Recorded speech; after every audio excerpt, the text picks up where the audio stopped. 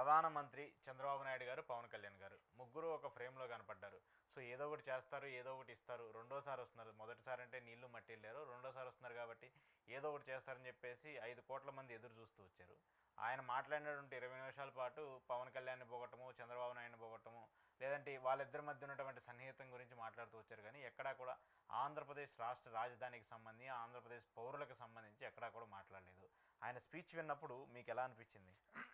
అశోక్ గారు అంటే first time ఇది 2015లో శంకుస్థాపనకి నరేంద్ర మోడీ గారు వచ్చిన సందర్భంలోనే పిడికేడు మట్టి గుప్పెడు అది చెంబుడు నీళ్లు తీసుకురావడం జరిగింది. నీళ్లు తీసుకొచ్చి ఆంధ్రప్రదేశ్ రాష్ట్ర ప్రజల నోట్లో మట్టి కొట్టారు. అట్లాగే వాళ్ళ ఆశలపైన నీళ్లు చల్లటం జరిగింది. సరే, అంతకు మించి ఏం చేస్తారు అని ఈ 10 ఏళ్ళుగా క్వశ్చన్ చేస్తున్నప్పుడు, ఈ 10 ఏళ్ళుగా అమరావతిలో ఏం జరుగుతూ ఉంది, రాజధాని ఏమైంది, అది 3 అయిందా 4 అయిందా, అసలు అక్కడ ఉందా లేదా, ఏం జరుగుతూ ఉంది అని ఆలోచించుకుంటున్న తరుణంలో కేంద్ర ప్రభుత్వం దగ్గర ప్రతి ఇన్ఫర్మేషన్, ప్రతి డేటా ఉంటుంది కదా. గతంలో వాళ్ళని ప్రశ్నించినప్పుడు కూడా అసలు ఆంధ్ర రాష్ట్రం అమరావతి రాజధాని కాదా అని అంతకుముందు కూడా వాళ్ళకి ఇచ్చినప్పుడు కూడా నోటిఫై చేసి ఇవ్వలేదు. ఈ రోజుకి నోటిఫై చేయని పరిస్థితి. సో అటువంటి తరుణంలో అక్కడికి వచ్చి ఆయన మాట్లాడడం జరిగింది. ఇవాళ అక్కడ ఉన్న పరిస్థితి ఏమి అంటే, నరేంద్ర మోడీ గారు వస్తున్నారు కాబట్టి అట్లీస్ట్ ఒక దింపుడు కళ్ళెం ఆశ. అంటే ఆల్రెడీ ఆయన మట్టే వేసిపోయిన తర్వాత మళ్ళీ మట్టి వేసిపోయిన తర్వాత కూడా మళ్ళీ దింపుడు కళ్ళెం ఆశ. మట్టి ఎప్పుడు వేస్తాం, లాస్ట్కి వేస్తాం, అయినా కానీ దింపుడు కళ్ళెం ఆశ. సరే, దింపుడు కళ్ళెం ఆశ ఏమైనా ప్రకటిస్తారో, దీన్ని ఏమైనా అభివృద్ధి చేస్తారా, కేంద్రం తోడ్పాటు అందిస్తుందా అన్నప్పుడు అతను చెప్పింది ఏమంటే, మినిమం ఇన్ఫ్రాస్ట్రక్చర్కి కావాల్సిన తోడ్పాటు ఏముందో అది మేము ఆల్రెడీ అందించేసాం అని మాట్లాడినప్పుడు, అని మాట్లాడుతూనే తను శంకుస్థాపన చేసింది ఎందుకు శంకుస్థాపన చేశాడు అంటే, సెక్రటేరియట్ కోసం, హైకోర్టు కోసం, ఏదైతే మినిమం ఇన్ఫ్రాస్ట్రక్చర్ అది అడ్మినిస్ట్రేషన్ కోసం ఉంటాయో వాటి కోసం శంకుస్థాపన చేస్తానే మేము ఇవ్వాల్సిన ఇచ్చేసామని చెప్పారు. అంటే తన ఉద్దేశం ఏమంటే, తాత్కాలిక హైకోర్టు, తాత్కాలిక సచివాలయం, తాత్కాలిక అని గతంలో చంద్రబాబు నాయుడు గారు కొన్ని తాత్కాలిక చాలా నిర్మించడం జరిగింది, డబ్బులు దుబారా అవ్వడం జరిగింది. సో అక్కడికి మేము 1500 కోట్లు ఏమి ఇచ్చాం, మా పని పూర్తయిపోయింది. ఇక ఇవ్వబోయేది మొత్తం కూడా మీరు అప్పు తెచ్చుకోండి, లోన్కి ఫెసిలిటేస్ చేస్తాం అని నిర్మలా సీతారామన్ గారు బడ్జెట్ టైంలో చెప్పినప్పుడు, వరల్డ్ బ్యాంక్ దగ్గర నుంచి ఎంత అప్పు తెచ్చుకోవాలి, ఏషియన్ డెవలప్మెంట్ బ్యాంక్ దగ్గర నుంచి ఎంత అప్పు తెచ్చుకోవాలి, ఈ అప్పులు పోగేసుకునే కార్యక్రమంలో చంద్రబాబు నాయుడు గారు ఉన్న తరుణంలో నిన్న వచ్చినప్పుడు ఏమన్నా ప్రకటిస్తారేమో అని ఆశించినప్పుడు మనం ఆలోచించండి. 2019లో చంద్రబాబు నాయుడు గారు ఈ కూటమి నుంచి బయటికి రావడానికి ముఖ్య కారణం ఏమంటే ఈ రీజన్సే. పోలవరం కానీ, అమరావతికి కానీ, ప్రత్యేక తరగతికి హోదా కానీ, ఇది ఏది కూడా కేంద్ర ప్రభుత్వం మేము మంత్రివర్గంలో ఉన్నా కూడా మాకు సహకరించట్లేదు.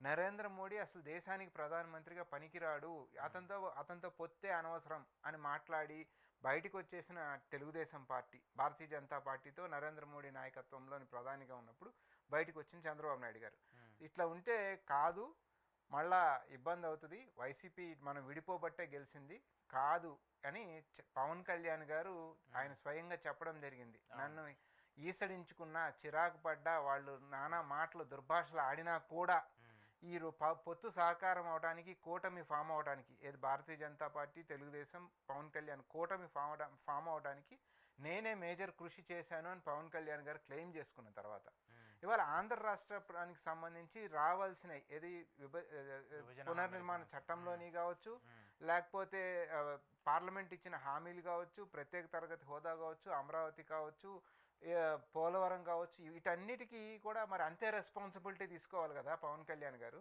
పవన్ కళ్యాణ్ గారు గతంలో 2 పాచిపోయిన లడ్డూలు ఇచ్చింది కేంద్ర ప్రభుత్వం, మనల్ని మోసం చేసింది, ద్రోహం చేసింది అని మాట్లాడిన పవన్ కళ్యాణ్ గారు తన చేతిలో ఒక చాక్లెట్, సరే చాక్లెట్ కాదు, లేదు విక్స్ బిళ్ళ అని చెప్తున్నారు ఇప్పుడు, కంపెనీ బ్రాండ్ ఏదన్నా మళ్ళీ సరే. సో తన చేతిలో ఒక చాక్లెట్ పెట్టంగానే తనకు అన్నీ అందిపోయినాయి అనుకున్న అనే భ్రమలో ఏమన్నా ఉన్నాడా? లేదు, తనకి మంత్రి పదవి వచ్చింది, తనకి హోదా దక్కింది, తన అన్నకు ఒక ఎమ్మెల్సీ ఇప్పించుకోగలిగాడు కాబట్టి, కుటుంబంలో మాకు 2 పదవులు వచ్చినాయి కాబట్టి మాకు హోదా దక్కింది కాబట్టి రాష్ట్రానికి కూడా హోదా దక్కిందనే ఆలోచనలో ఉన్నాడా పవన్ కళ్యాణ్ గారు అనేది వాళ్ళు సమాధానం చెప్పాలి కదా.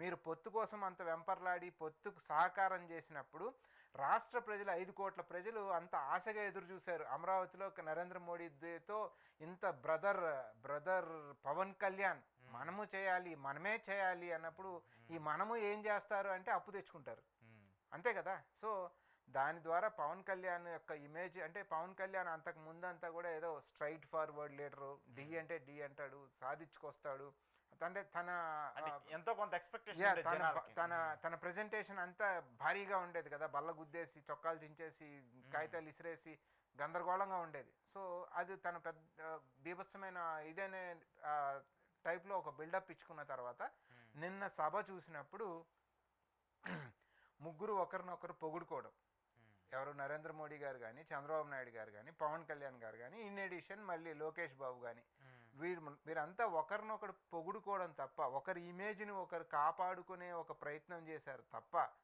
రాష్ట్రానికి ఏం ప్రయోజనం చేశారు? అన్ని వందల కోట్లు మీరు ఖర్చు పెట్టి ఈవెంట్ జరిపిన తర్వాత ఆంధ్రప్రదేశ్ రాష్ట్రానికి ఏం వచ్చిందంటే రిక్తహస్తాలు, శూన్యహస్తాలు తప్ప ఏమన్నా ఉందా? ఏమి అనుకోవట్లేదు.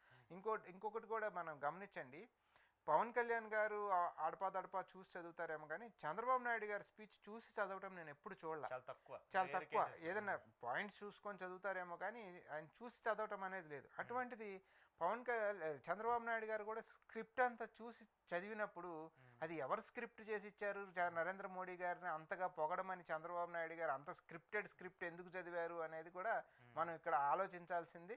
సో మోర్ ఆర్ లెస్ జరిగిందంటే భజన కార్యక్రమం తప్ప ఇంకా అంతకు మించి ఆంధ్ర రాష్ట్ర ప్రజలకి ఏమీ వనగూరలేదు. నేను ఎప్పుడో మొన్న ఒక ఛానల్లో కూడా చెప్పడం జరిగింది. ఎండ్ ఆఫ్ ద డే మన ప్రధానమంత్రి గారు ఏం చెప్పారంటే, అక్కడున్న అమరలింగేశ్వర